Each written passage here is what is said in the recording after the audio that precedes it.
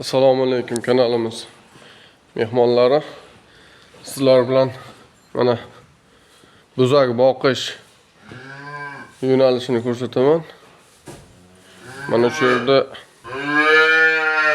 5 ta telyatga mo'ljallangan klitka, ya'ni 5 ta buzakka 1 2 3 4 5. Mana bu yerda paqirchasi bor. Mana bu yerda yemi bor. Makka bug'doy aralashgan, bunisi tuz, bunisi somon. Ya'ni beda aralashgan. Buni kuzatishingiz mumkin. Bu yerda 4 ta klitka. 1 2 3 4 ta. Ko'rishingiz mumkin. Yerda o'rtacha 40 sm balandlikda ko'tarilgan. Mana har bitta klitkada hozircha 2 ta 3 tadan nima bor? Buzak bor. Ko'rishingiz mumkin mana. Mana bu yerda tug'ilishi bilan, buzak tug'ilishi bilan mana bu klitkalarga solinadi. O'rtacha 1 metrga 1.20. Tepasida plitasi bor, ya'ni isitgichi bor. Buzak sovuq qotib qolmasligi uchun ilib qo'yilgan. Mana. Bular kecha avval kun tug'ilgan buzaklar mana shular. Yangi tug'ilgan buzaklar mana shu yerga ko'chiriladi. Bu yerda o'rtacha 1 hafta 10 kun boqilgandan keyin bu tomonga qaytarib olinadi. Mana bu kattalarga.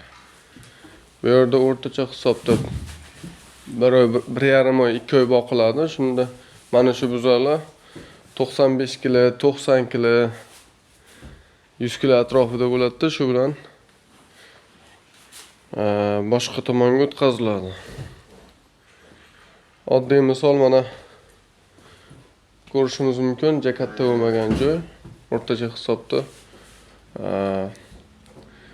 adashmasam 1 2 3 4 5 6 7 8 9 10. Mana shu buzak qo'yilgan xonani qadamlab tashlasam 10 qadam chiqdi. O'rtacha hisobda 9 metr. 9 metr joyda mana shu telyat boqilyapti, ya'ni buzaklar boqilyapti. 1 2 3 4 ta.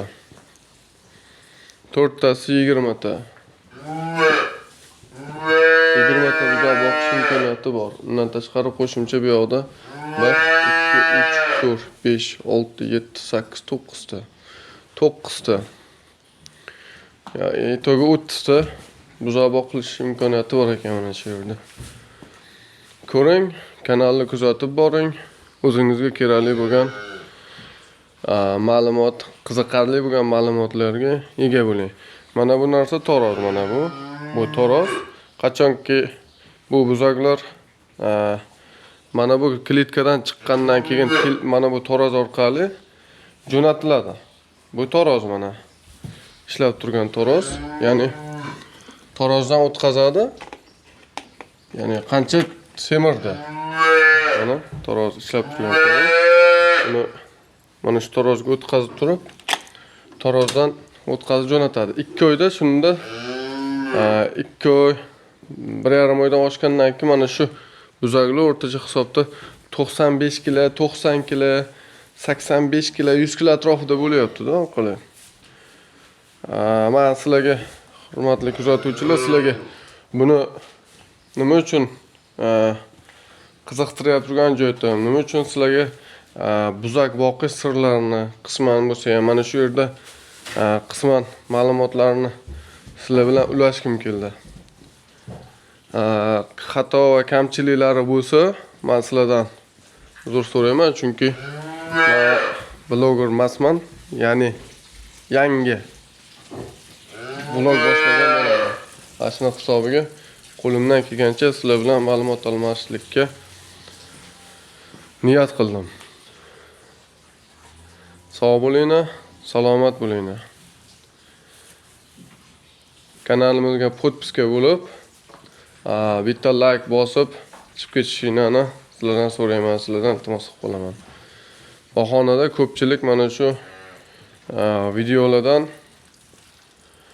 qisman bo'lsa ham o'ziga kerakli bo'lgan ma'lumotlarni olishiga sizlar ham sababchi bo'lib qolasizlar. Omon bo'linglar.